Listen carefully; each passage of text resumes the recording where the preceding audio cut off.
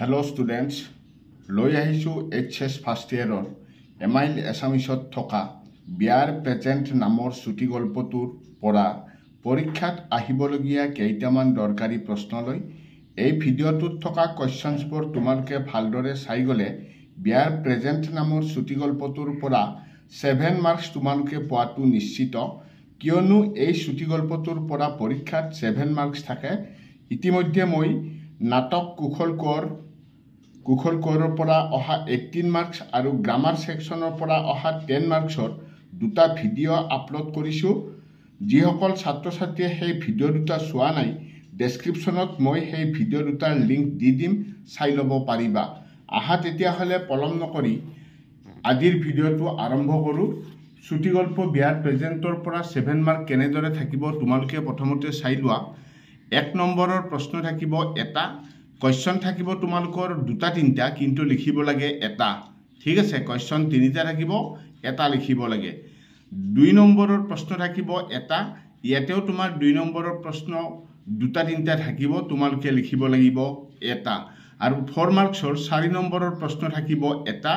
যত নম্বৰ থাকিব 4 total 7 marks এনেকে চুটি গল্পটোৰ পৰা এইদৰে ভগাই দিয়া হৈছে তো গতিকে 1 মাৰ্কৰ এটা 2 মাৰ্কৰ এটা 4 মাৰ্কৰ এটা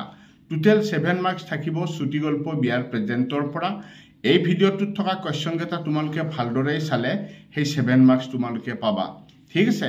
আহা তেতিয়া হলে ইয়াত মই 1 আৰু 2 নম্বৰৰ যিখিনি প্ৰশ্ন আছে হিখিনিৰ এনসাৰ সহকাৰে ভিডিঅ'টোত মই দি দিছো তোমালোকে ভালদৰে চাই লোৱা 4 মাৰ্কছৰ যেটা কোৱেশ্চন হ'ব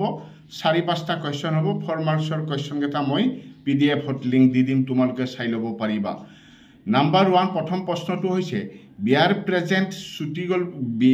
প্ৰেজেন্ট গল্পটোৰ গল্পকাৰ কোন উত্তৰ সৈয়দ আব্দুল মালিক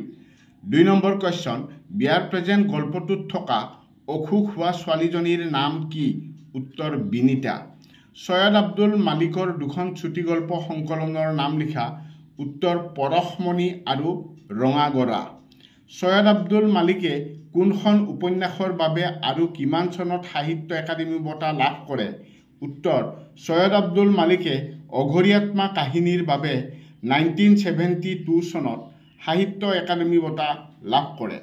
সৈয়দ আব্দুল মালিকৰ প্ৰথম প্ৰকাশিত চুটি গল্পৰ পুথিখনৰ নাম কি উত্তৰ হৈছে পৰশমণি অঘৰীয়াত্মাৰ কাহিনী কাৰ ৰচনা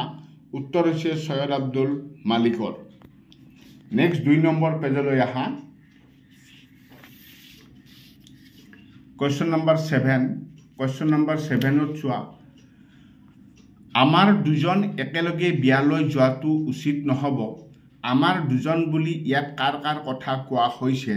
অথবা এই কোৱেশ্চনটো এনেদৰেও দিব পাৰে আমি দিও লগ লাগি হিচাপ কৰি চালো আমি দিও বুলি গল্পকাৰে কাৰ কাৰ কথা কৈছে উত্তৰ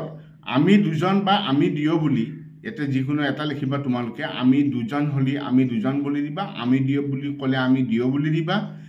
বুলি ইয়াত লেখকে তেওঁৰ পত্নী নাজিয়াৰ কথা কৈছে অৰ্থাৎ লেখক আৰু লেখকৰ পত্নীৰ কথা কোৱা হৈছে সৈয়দ আব্দুল মালিকৰ বিয়াৰ প্ৰেজেন্ট চুটি গল্পটোৰ মূল বাৰ্তাটো কি আনৰ দুখত দুখী হৈ সহায়ৰ হাত আগবঢ়োৱাটোৱে হ'ল প্ৰকৃত মানৱতাবোধ এই মানৱতাবোধেই হ'ল গল্পটোৰ মূল বাৰ্তা তেৱেই আগবাঢ়ি আহিল আৰু মোৰ মুখলৈ চাই সুধিলে আমাৰ তাৰে নোহোৱানে কোনে কাক কথাষাৰ সুধিছিল উত্তৰটো হৈছে কথাষাৰ কনকেশ্বৰ ঠাকুৰে নাজিয়াক সুধিছিল 10 নম্বৰ কোৱেশ্চনটো চোৱা কনকেশ্বৰ ঠাকুৰে তেওঁৰ কন্যা বিনিতাৰ অপাৰেশ্যন কৰাবলৈ ক'ৰ পৰা পইচা পালে বিয়া খাবলৈ অহা নাজিয়াৰ পৰা পইচা পাইছিল 11 নম্বৰ কোৱেশ্চন তেনেহলে তুমি বিয়ালৈ আৰু নগলাই তেওঁলোকে বেয়া নাপাবনে চাগৈ কথাষাৰ কোনে কাক কৈছিল উত্তৰ লেখকে তেওঁৰ পত্নী নাজিয়াক কৈছিল ঠিক আছে নেক্সট লাষ্ট নম্বৰ পেজটো চোৱা নাম্বাৰ 12 আপুনি এই টকা এখা লওক আৰু যি কৰিব লাগে কৰি আহকগৈ কোনে কাক উক্ত কথাষাৰ কৈছিল উক্ত কথাষাৰ নাজিয়াই কনকেশ্বৰ ঠাকুৰক কৈছিল জ্যোতিপ্ৰসাদ আগৰৱালাৰ জীৱনক কেন্দ্ৰ কৰি সৈয়দ আব্দুল মালিকে ৰচনা কৰা উপন্যাসখনৰ নাম কি ৰূপতীৰ্থৰ যাত্ৰী বিয়াৰ প্ৰেজেণ্ট নামৰ চুটি গল্পটো বা বিয়াৰ প্ৰেজেণ্ট নামৰ গল্পটি প্ৰথমে কোনখন আলোচনীত প্ৰকাশ পাইছিল? উত্তৰ অধিনায়ক। সৈয়দ আব্দুল মালিকে কোনখন গ্ৰন্থৰ বাবে ছভিয়েট দেশ নেহেৰু বঁটা লাভ কৰিছিল? মাজত মাথো হিমালয়। আৰু ভ্ৰমণমূলক যদি কাহিনী লিখিব দিয়ে তোমাৰ এটা সৈয়দ আব্দুল মালিকৰ, তেতিয়াও মাজত মাথো হিমালয় দিলেও হ'ব।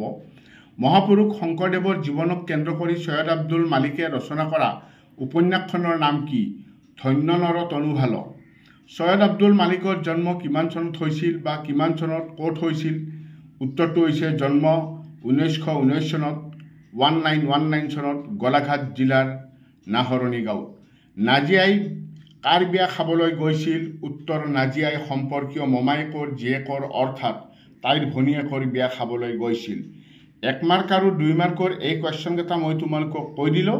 আৰু 4 মাৰ্কৰ কি কি কুৱেশ্যন তোমালোকে চাব লাগিব 4 মাৰ্কৰ কুৱেশ্যন কেইটা মই PDF আকাৰে দি দিম। এইকেইটা তোমালোকে অলপ ভালদৰে চাই ল'বা। PDFত কেৱল 4 মাৰ্কছৰ কুৱেশ্যন কেইটাহে তোমালোকে পাবা। ঠিক আছে, আজিলৈ আৰু বিশেষ নাই, ইমানতে সামৰি মাৰিলোঁ। ধন্যবাদ।